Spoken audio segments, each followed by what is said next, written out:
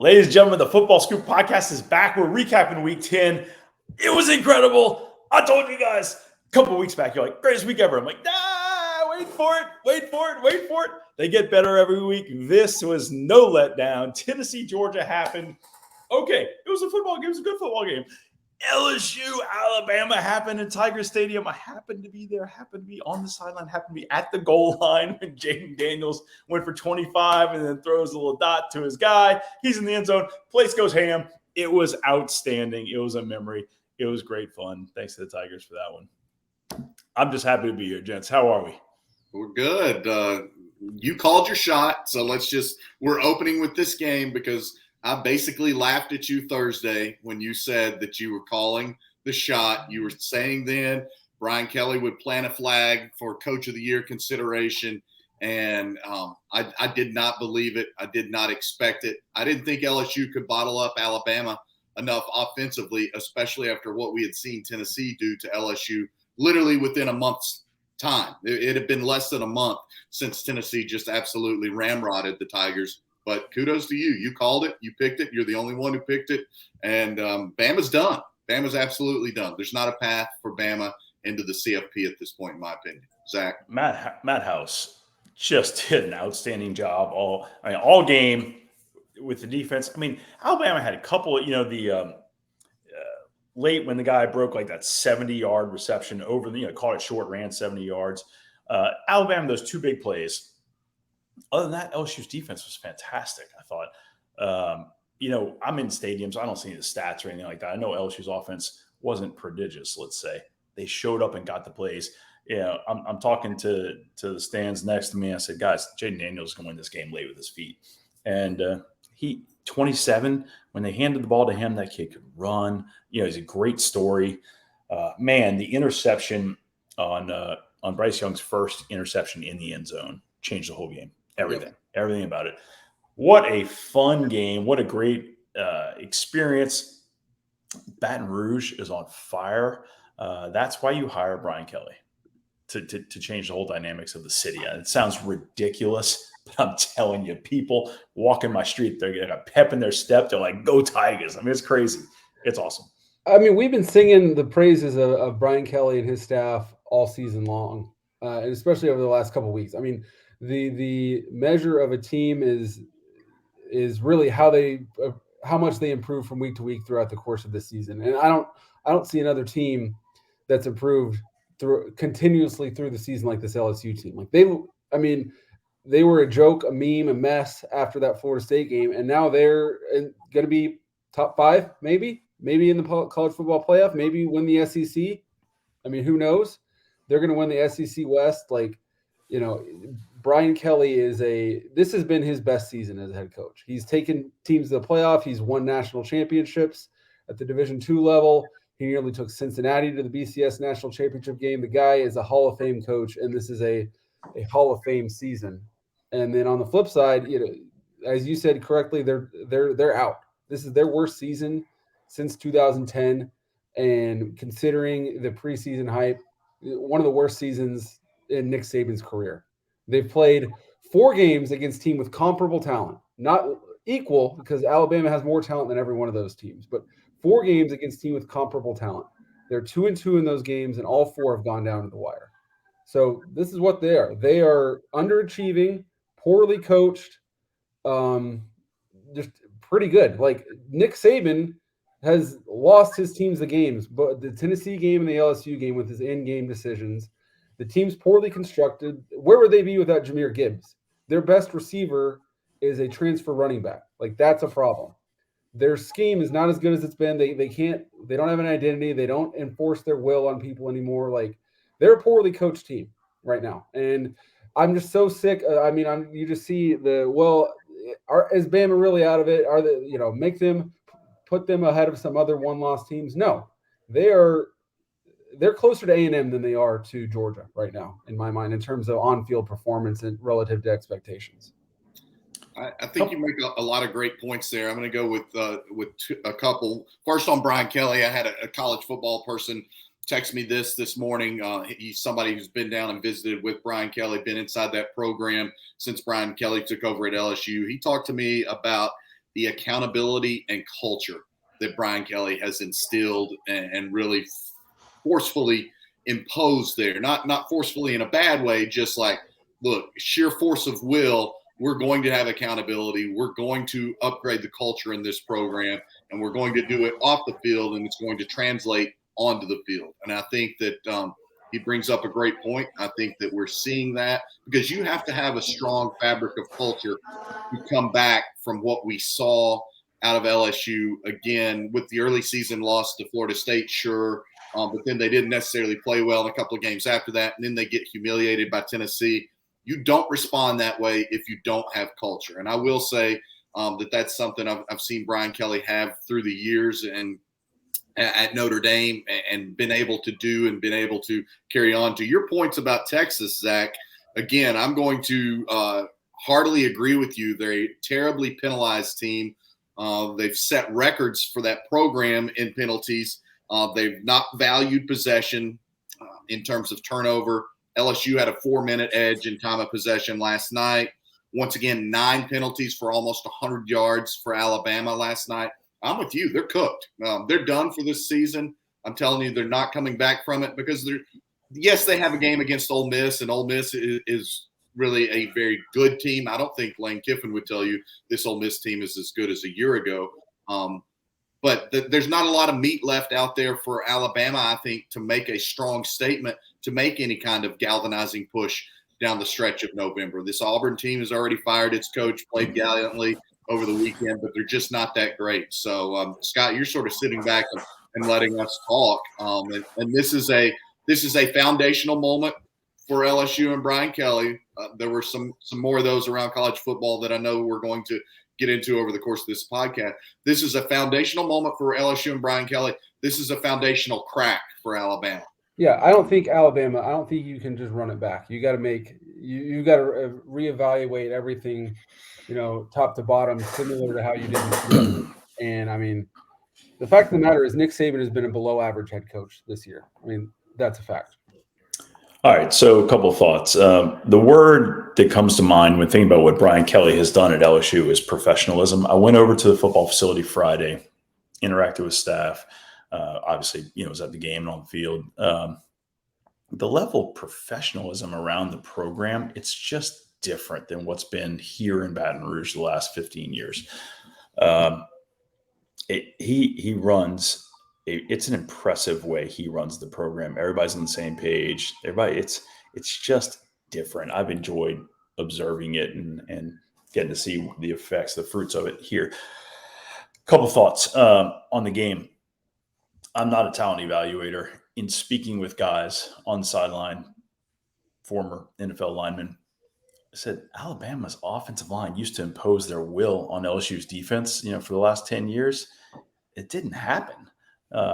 Alabama's offensive line just didn't dominate the line of scrimmage like they have in the past certain times. I know a lot of things about the coaching ranks, keep up with this stuff for a living. I'm in tune to all this stuff. I straight up forgot until I saw him and talked to him on the sidelines.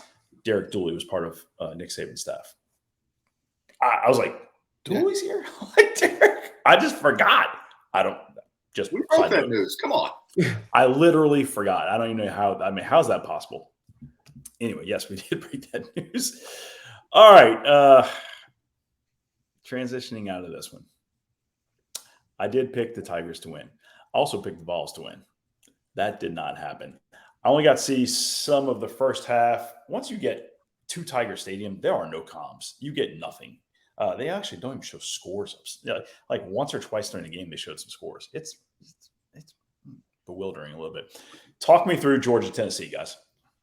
Look, it was I've heard from a number of people. I've talked to a number of people. And one final quick thing on that LSU-Alabama game that I want to bring up.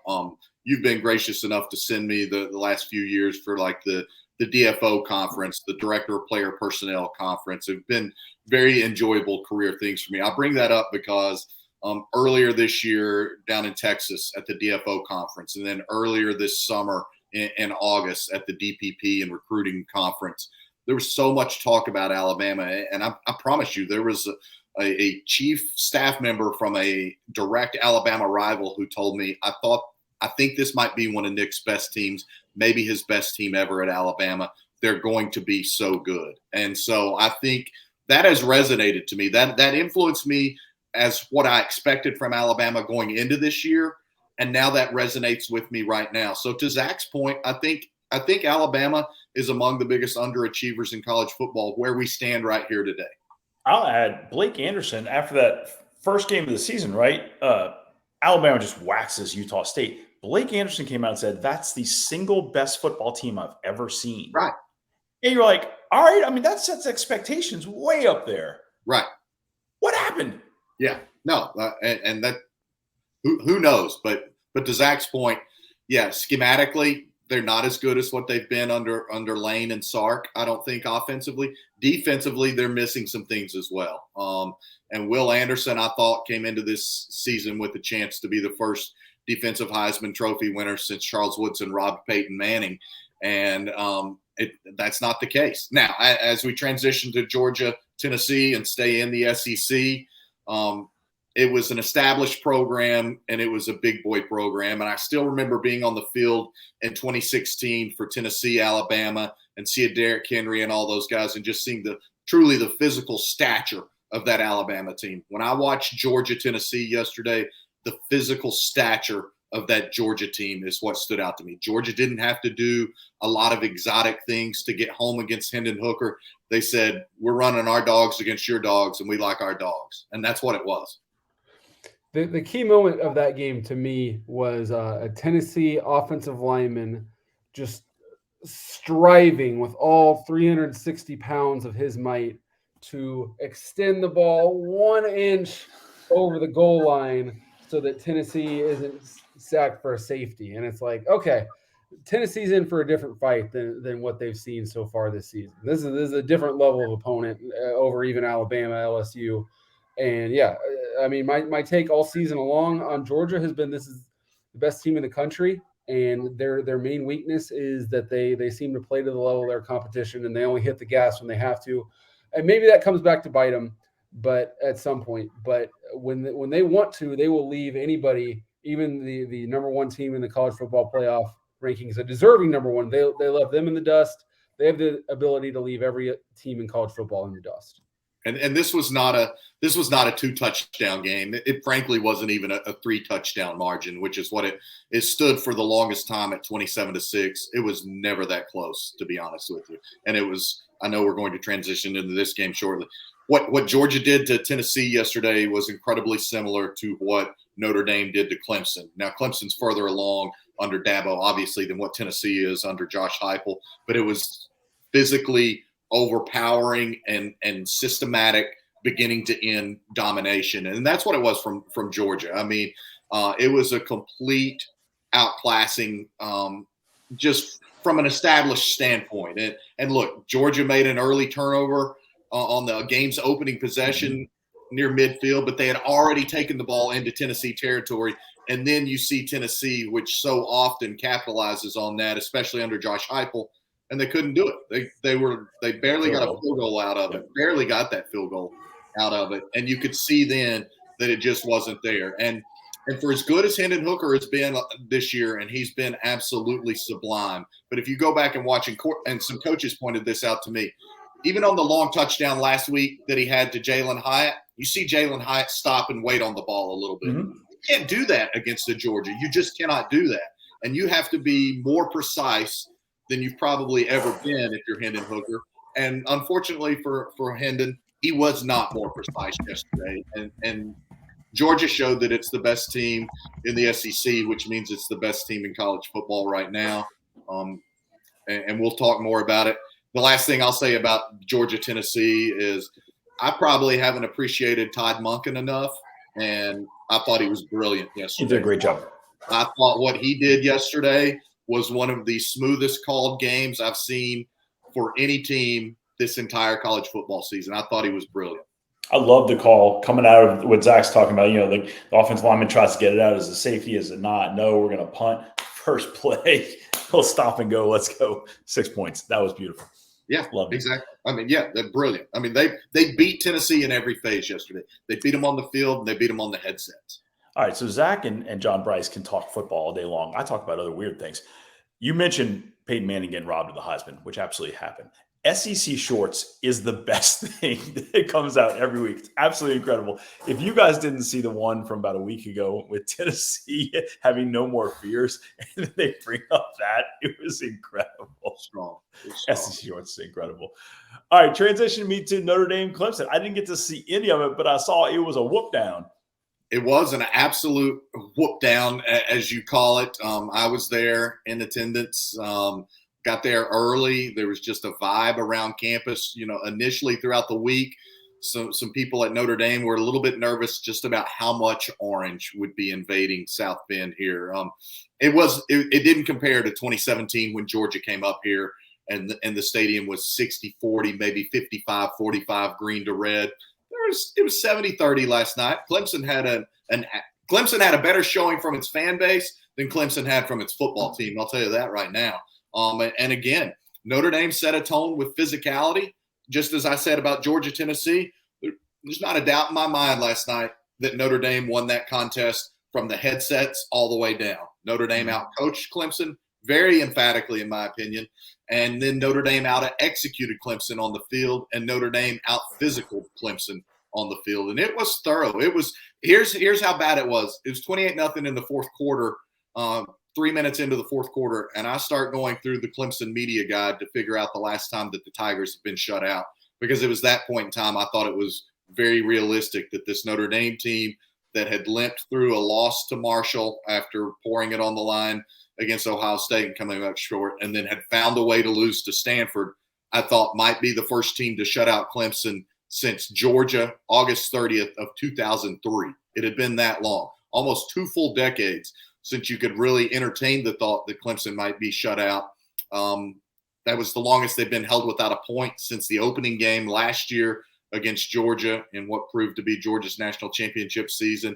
Notre Dame's still very limited at quarterback, but this is a coaching staff that found a way to devise a game plan that gave Notre Dame not only a chance for success, but a chance to dominate. And that's what Notre Dame did.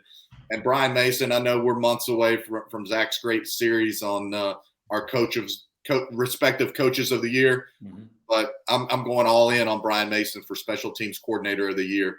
4 block punts in the last 3 weeks, 6 block punts already on the season. So earlier you mentioned, Brian Kelly, like what an incredible job he's done. It's year one. You really don't know what your team is. That first game, Florida State, it just wasn't right. The change from that game to now is dramatic. Marcus Freeman and his staff, same thing. I mean, they were lost, and now they're found. Well, we are recording this podcast on Sunday, so yeah. we might bust into him. Yeah, sweet chariot, something. Great to see them, because it looked like he was taking on water there early, and it's like it's a 35-year-old first-time head coach, so he needed this win. And I mean, Dabo said after the game that he's about as humiliated as he's ever been, or something to that effect. And I wrote over the summer, previewing 15, when I was previewing the most important assistant coaching hires, a lot of times I'll see an issue and just kind of, it's summer, everybody's undefeated, you try and be polite, blah, blah, blah. And I'm like, this might be an issue. And one thing I've learned is I just need to be more forceful, because Clemson, I'm not the only one that saw this coming, but I saw this coming. Like, their scheme has stagnated. Like, there's nothing wrong with promoting from within. A lot of smart, successful coaches love to promote from within. But at this point, their culture, their school of thought is just stagnant at this point. Brandon Streeter's been there for a long time. Pretty much their entire staff is all Clemson people. Wes Goodwin has never been an on-field coach before now. So Dabo's way has taken Clemson to heights they never would have imagined, but it's time to rethink it. It's time to bring in some new blood. It's time to bring in some outside ideas, and it's also time to bring in a new quarterback. Like, we talked at length after week one about DJ versus Cade Klubnik, and DJ's the same guy he was in week one. He was the same guy he was in 2021. His processing speed just isn't there. And Cade Klubnik, I don't think, is Trevor Lawrence. Of course, who is Trevor Lawrence?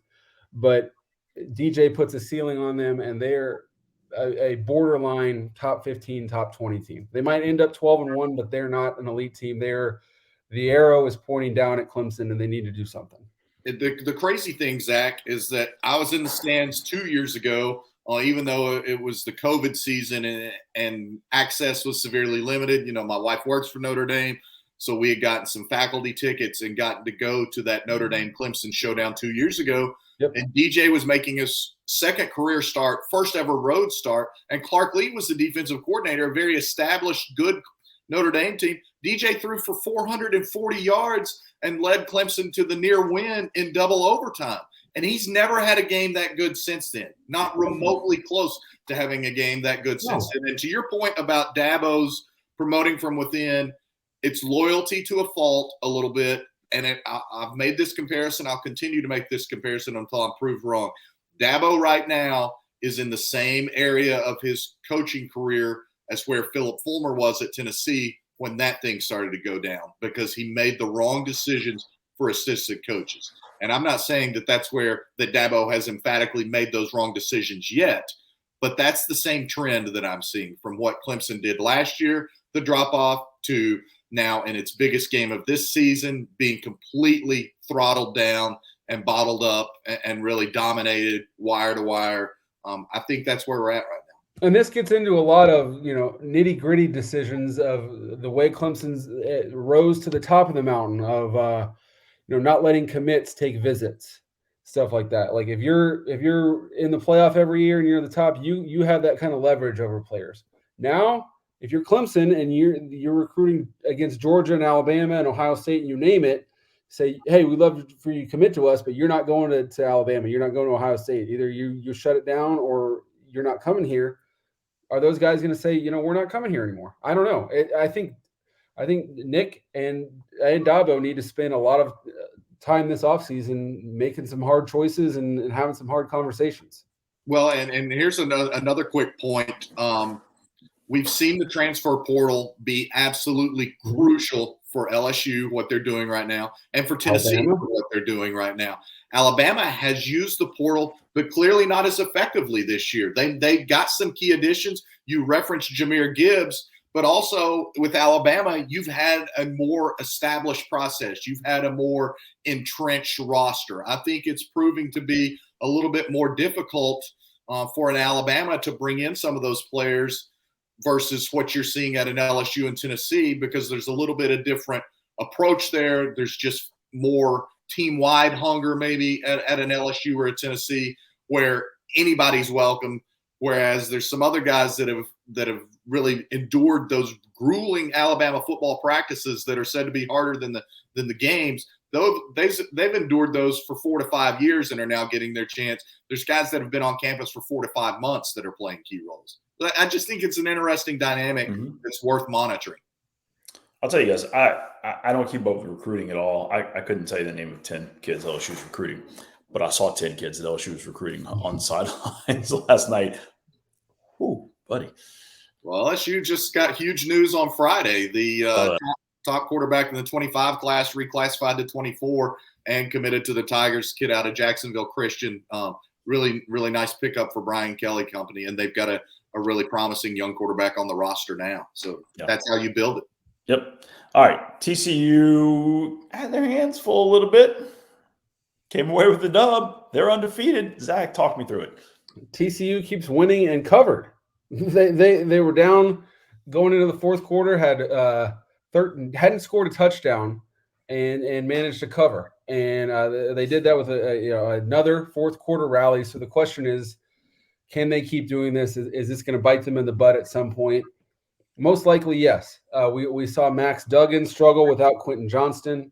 He looked average, but the TCU defense stepped up. The 2021 TCU Frogs, probably even with Quentin Johnston, lose that game. So Joseph Gillespie's defense had bottled up Zach Kitley's offense for most of the day, and I'm glad we brought this up because my main takeaway from that game was ESPN and Fox have got to demand that their on-air talent at least educate themselves in regards to going for two and fourth down decisions, because Gus Johnson did not do himself any favors, went out there ranting, completely ignorant as to the fact that Texas Tech was increasing its chances by going for it on 4th and 4 down by 10 rather than punting.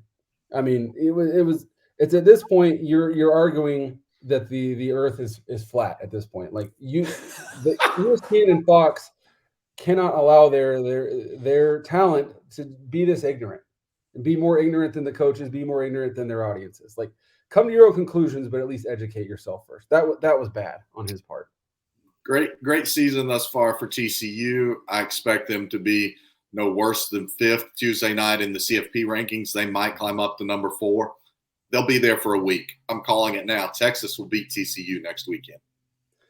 His words, not mine. Scott, are you familiar with the situation of what I'm talking about? Well, because I read it in Nuggets. Okay. Yeah. So I didn't see the game. I saw your tweet in real time. I had no idea what you were talking about. I saw it in Nuggets. I pitch this every week. Actually, Nuggets is the best read on the internet every Sunday morning. Hit Nuggets. So Tech's down 2017. They have a 4th and 2. Zach's going to devote the entire podcast to this. Quarterback just doesn't make the right read. It happens. Then they're down 10. There's 9.5 minutes left. What's more likely? You punt the ball, force a 3 and out, get it back with 8 minutes left, and then go down and score 10 points, or just getting 4 yards on a single play. It's not analytics. It's common sense. You got to gain 4 yards in a single play. You keep the ball. All right, let's move on. Zach is going to plant his flag right here, right now. Let's go. All right, gentlemen, we are 25 minutes into this podcast. We got a lot of games to talk through. Give me thoughts on Ohio State Northwestern real fast. Weather was nasty. Ohio State is another team that has a tendency to play up or down to the level of its competition. That's a very dangerous way to live. It also tells you about the talent at Ohio State, and there's a lot of it. So I still think Ohio State is unquestionably one of the 4 best teams in college football right now, but they do need to improve some consistency. And weather yesterday, look, that game was 90 miles from where I live here. It was awful. We had gusting winds, 55 to 60 miles an hour yesterday. They banned tailgate tents at Purdue. They banned them yesterday at Notre Dame. I don't know if they have tailgates at Northwestern, not much. But no tents were allowed is my point. That's that type of day. It was dangerous to try and have a tent. There were old drum trash barrels blowing around campuses because the winds were so severe. So not a great performance from Ohio State, but not one that I'm going to get hung up on. So it doesn't concern you, John, that Ohio State couldn't just run over Northwestern even when Northwestern knew it was coming? It doesn't concern me today because, this Ohio State team has tended to play up or down to the level of competition. And also, I just felt Northwestern was due for a game performance where that, look, Pat Fitzgerald's not forgotten how to coach. He's not forgotten how to motivate. Those guys play scrappy. They play better when everybody thinks they're going to lose 50-0. And again, early kickoff, nasty weather. I'm not concerned by it. I'm concerned by it if it continues. I am very excited about Ohio State, Michigan coming down the pike. I'm very excited about that one. All right, transition to me, Michigan. Michigan took care of Rutgers. Anything to say? Well, Rutgers was up for a little bit. Yeah. It was a close game, but then Michigan pulled away. You go on the road in conference play, even against a bad team, and win by 35 points. It's tough to get up in arms about that. Agreed. Not top 25. I want to talk about it real fast. One of the great scenes that I saw last night, I saw it after it happened, was Cadillac talking about the opportunity to coach Auburn as the head coach. Pretty awesome to serve these kids. That's the right mentality. That's what you hear that from the great ones, honestly. It's a chance to serve. I love it. I echo everything you say and think about that. That was great to see that, and it would have been great to see Auburn win that game. That was a bonkers ending, but I'm gonna be rooting for Cadillac. Yep. Yeah, I mean, you guys know I tweeted it out on Wednesday as I was engaged in the SEC coaches teleconference, and I was struck then by the authenticity and the passion that Cadillac spoke with about the opportunity for him to represent Auburn. And we have some ideas of what's going on at Auburn and how they're conducting this search and what they're looking for. But a guy like that, to me, you want him a part of your program moving forward, much the same way we hear about Mickey Joseph at Nebraska. These guys are fabulous men. They're fabulous ambassadors for their programs, and they need to be around them. Yeah, that's the type of guy you want on your staff for sure. All right, talk me through Texas, Kansas State. It's the same issue that we've seen. I mean, Texas in the last 3 second halves has scored 1 touchdown, and that touchdown came on a 4th and 1. They scored 3 points in the second half against Oklahoma State, 3 points in the second half against Kansas State. So luckily for them, they were up 31-10. I mean, I picked Texas because I thought they'd be able to maul a smaller K-State front, and they did exactly that. Built up just enough of a lead and had just enough of the tank defensively to force a fumble. So, I mean, it was their issues are still their issues, but they had to get that win. So they are control their own destiny to win the Big 12 and play the Sugar Bowl. It's a game they had to win. And they thoroughly controlled that contest. Yes, it got a little tight for 1 second. Yeah, but they thoroughly controlled that contest. All right, 4 Pac-12 games kind of all played out like we thought. Oregon just handled Colorado, no question there.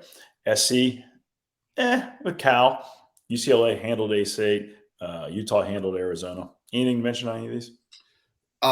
USC's vulnerability. I mean, we've talked repeatedly about how poor the Cal offense is, because I know I have a ton of respect for Justin Wilcox and Peter Sermon and those guys. And I saw this Cal team in person earlier this year. Some good personnel, especially on the defensive side of the ball. They've been disastrous offensively, and they moved really at will last night. And I stayed up watching a lot of that game.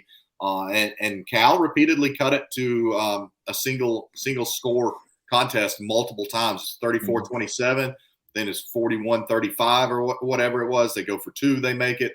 They're trying an onside kick late to potentially tie the game. As good as Caleb Williams is, as good as USC is offensively, and as well coached as they are, that defense is an incredible limitation for them. Yeah, I have another rant in me in regards to broadcasters and smart, but we're 32 minutes in, so I'll say he's that. not. Yeah. Tremendous restraint, Zach. Thank I like you. that. All right, how did Sparty shut down Burt? Illinois. If you make Illinois that one-dimensional, then and you limit Chase Brown, then that's the recipe for success. Like, for all that Illinois has done well this year under Bielema, there's still a very, very limited offensive team. And if you take that limited nature and you bottle it up even more, that's the recipe for success. And you don't commit catastrophic turnovers. That's how Michigan State won that contest. Yeah, and good for Mel Tucker. I mean, this was a bad week for Michigan State, and this doesn't wipe away anything that happened, but it was still they put that aside and went out and played their best game of the season. So I thought that was a good statement for him and his coaching staff to go out and do that. All right, quick thoughts. North Carolina fought through Virginia, not easy. Got a road win. I just think the ACC. I'm sorry, ACC people. I don't see a really good team. They're 8-1, but I don't see a really good ACC team. Virginia's not good, and they won. They didn't dominate. Right. Agreed. Yeah, look, North Carolina is a lot like USC. I think they're splendidly talented on offense. I think they do some really fun things on offense. They have a brilliant young quarterback and some nice skill weapons. Yep. They don't do enough defensively week after week. They've improved from what we saw early in the season. They still don't do enough. It's hard not to improve when you give up what was like 6 touchdowns in a quarter or a quarter and a half, whatever it was. Yeah. Okay. Moving on. I think it was officially 90,000 points. It was roughly. Dude, the guy wearing the app thing at Texas A&M was fantastic. Good job, ESPN, or whoever that was in the broadcast, finding that and highlighting that. That was outstanding. All right, so we talked about the very real possibility as Syracuse is building up these dubs early on. I said, look at the rest of the schedule. They might lose out. Sorry, boys. They might lose out. Pitt gets a win, hard fought. Somebody picked them. Probably a couple of us. I don't know. We talk about picks. The picks weren't great this year, but somebody keeps closing that window. Bryce, you getting a little nervous?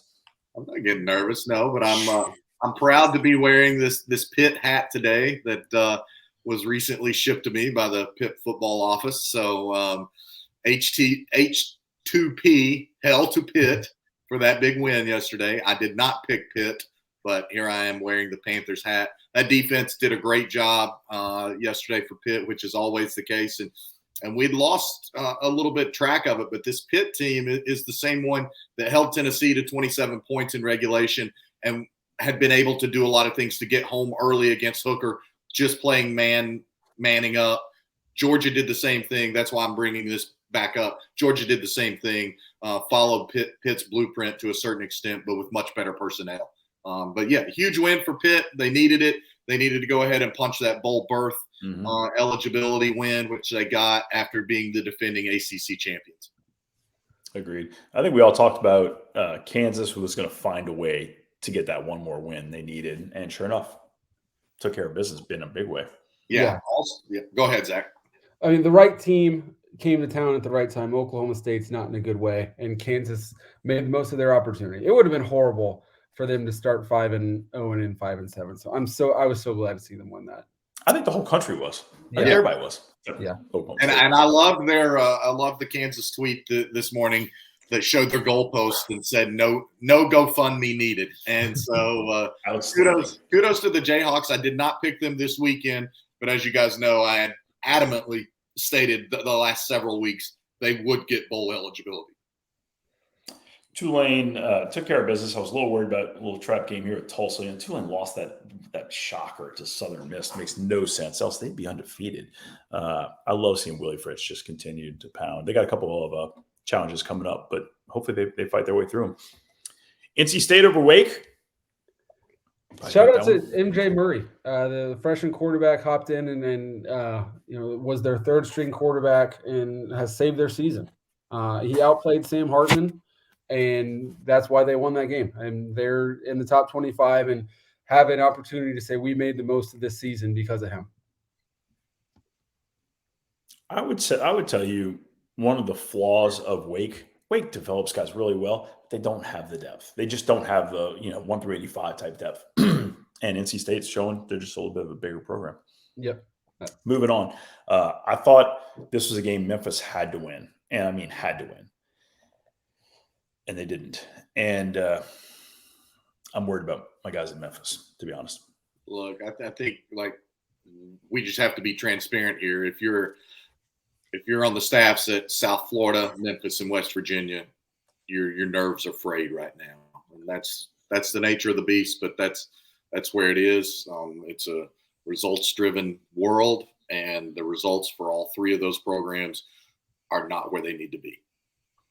I will tell you, one of those programs has a significantly different dollar amount on the line, though. So West Virginia, it's a lot of money. A lot of money. It's not. It's South Florida. It's not in Memphis. All right, running through some other games. Congratulations to Air Force. We talked about that's Cup. Congratulations, gents.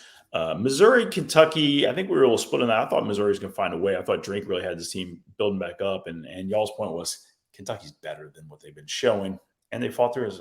Kentucky won that game.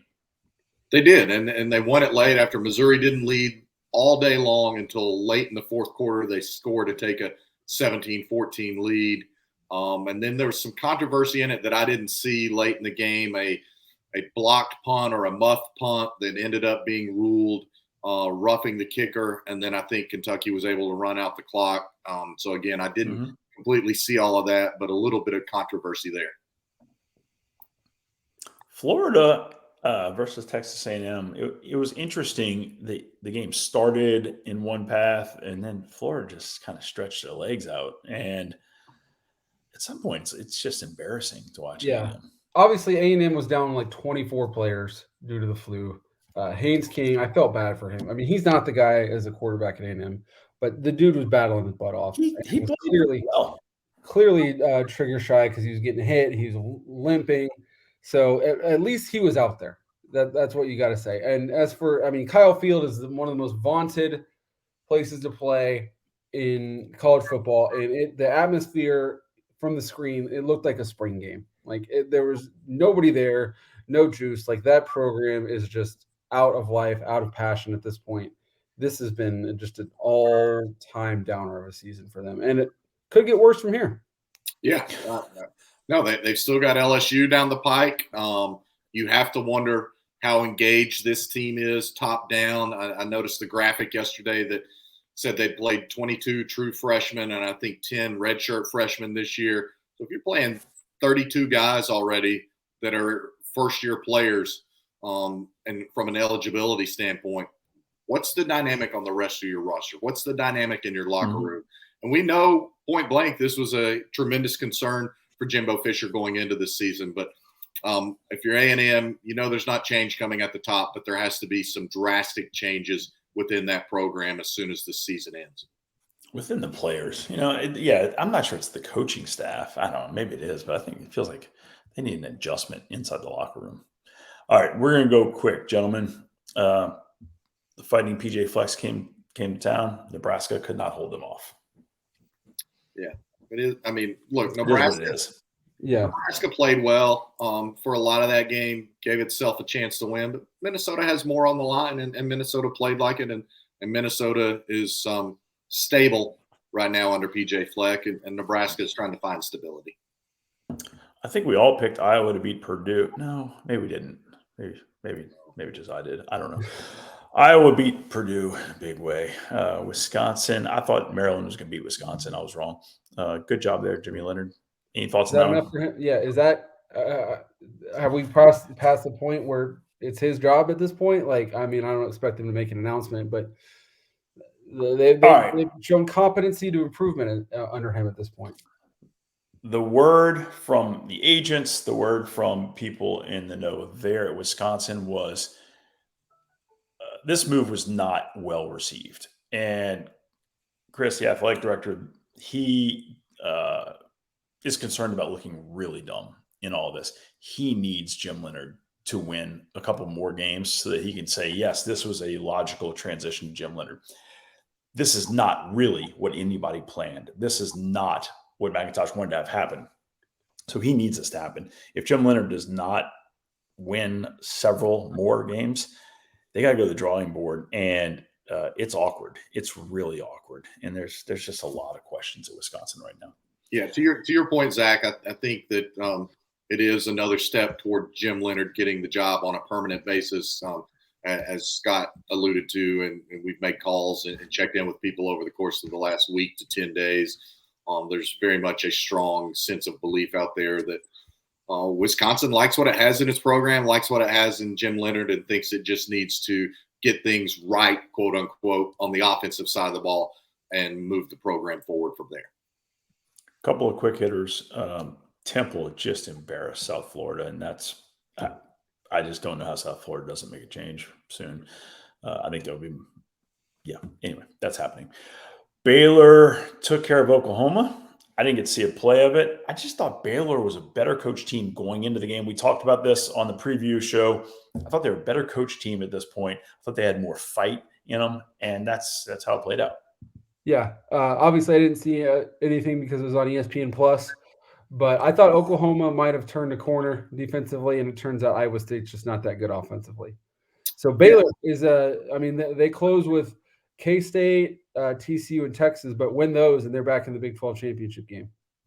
Yeah, and you make the point, Scott. This is just a little bit more established, stabilized Baylor program. I'm impressed with how Oklahoma traversed the most significant adversity on its schedule already and how it responded to some of that. But this is just Baylor that is further along under Dave Aranda and knows what to do. Congratulations, Sonny Cumbie's team taking care of business against Middle Tennessee. I mean, they beat them pretty good. Conversely, Middle Tennessee, who beat the dog out of Miami? Miami, holy smokes. We all talked about this. Mike Norvell had to take care of business. Oh, they took care of business. I think they won 99-3 or something like that. Goodness, Miami. National TV. Yeah, I mean, ABC primetime, a sold-out stadium, and no-show. You give a middle finger to your fans with that sort of effort. I mean, there are a lot of guys in the profession who really like Josh Gaddis, and several guys have reached out to me saying, hey, you think Gaddis got a shot at this job this year? You think Gaddis got a shot at this job? Man, it's becoming really a hard sell. Really hard. Yeah. Moving on. Guys, I don't know what Stanford is anymore. I mean, Wazoo went in there and, oh, buddy. Yeah, that's another one. Talking with some coaches, some people in the industry, you wonder how much longer David Shaw wants to do it, and where it is there. They had this formula under Harbaugh. They transferred it and even did some things better under David Shaw. But there's just been a precipitous drop there. And, they got messed up by COVID a lot. That really limited them. They've got like a few really old players and then some really, really young players and not a lot of nucleus to their team. And there's not a lot of care factor out there right now from the administration. And I think that's shining through. You talked about Dabo just sticking with what we know and it works and just stick with the program and not bringing in new life. That's what David Shaw's done. And I think we've talked about this in one of the pods. They have started within the past few months to try to bring in some new life. They're using us to promote a couple of things they have available, trying to hire new director of player personnel. They're behind. But at least they've said, okay, we're behind. We need to start making some changes. And if David Shaw continues another year, there will be a lot of changes coming up, is my understanding. Well, another thing for them is, in the day of the transfer portal where, you're not going to hit on everyone out of high school. So the transfer portal is a necessary way to replenish your roster. Stanford University takes like 50 undergraduate transfers per year. So how many of those guys are going to be football players? 1 or 2, 3? Right. All right, a couple of quick things. We all picked Hugh Freeze to beat Arkansas, right? I know I did. I didn't.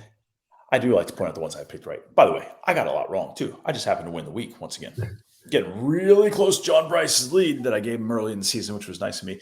Hugh Freeze, nice work, young man. I'm telling you, Auburn's out of their minds if they're not, like, deep in conversation with Hugh.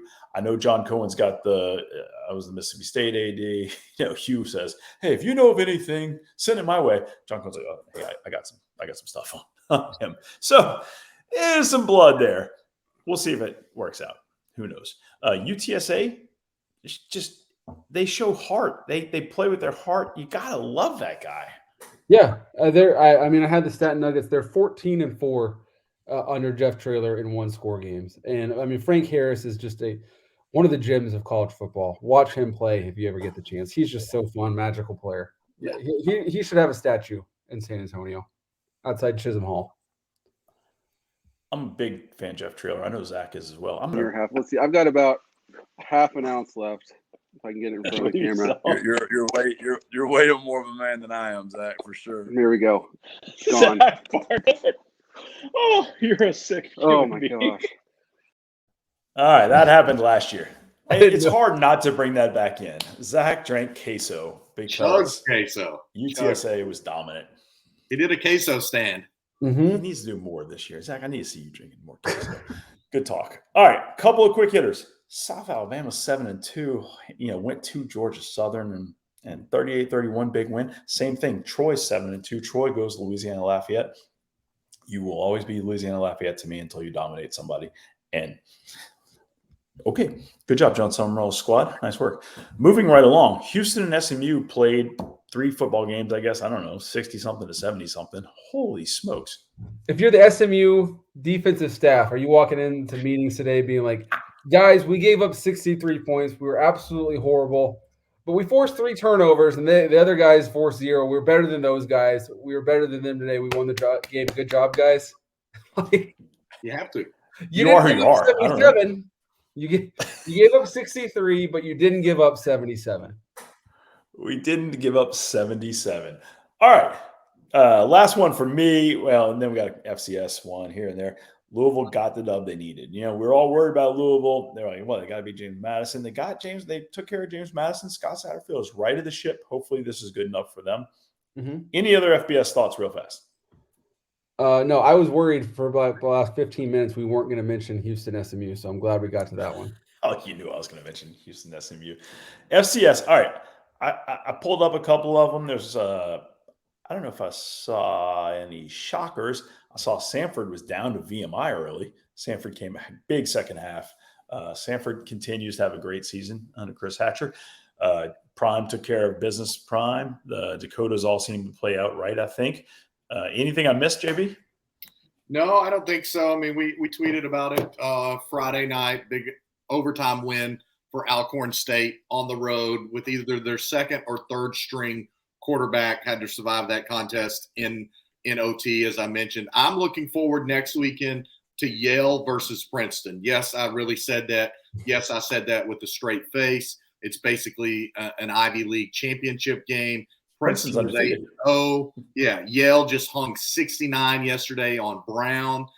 Princeton has a great defense. No jokes are made. No Ivy League jokes are made. Sorry, go on. Really, Yale has a really good offense. Princeton has a great defense and does some nice things offensively. So I'm excited for this game. Those two teams, much like we wrote this week, what would happen if Jackson State could play in the FCS playoffs? I would love to see Princeton and Yale in the FCS playoffs. I know they have their reasoning, but I miss it because there's some really good football being played. And I have to go back and watch it on YouTube or find it on their team's social media accounts to see it. But some nice stuff there. So hats off to the Bulldogs, hats off to the Tigers, and I can't wait to see that showdown next weekend. Gentlemen, today is my 23rd anniversary, which means my wife still likes me. 23 years in, pretty good. Going to church later tonight to celebrate, and then we're doing a big family dinner. I'm very excited about this. I'm grilling steaks on an uni. It'll be my first time going in the uni with steaks. I'm pretty excited to see how this plays out. Yeah, let us know. Call me if you need some. Call me if you need some tips. Not that I cooked steak on an uni, but I'm in first place in picks, so you probably want to listen to me. The lead has shrunk from about 20 down to 2. John's like, "Ooh, man, I'm a little nervous." My view hasn't changed. It's just like being on the open range, baby. There's nothing in front of. There's somebody on my right. There's somebody on my left. Oh, you're getting a little nervous. I see it. It's okay. That's okay, John. It's okay. I took the Irish. The only person on this panel that took the Irish, baby. What a great week. College football is the best. Everybody go have a great Sunday. God bless you guys. We're out. And we are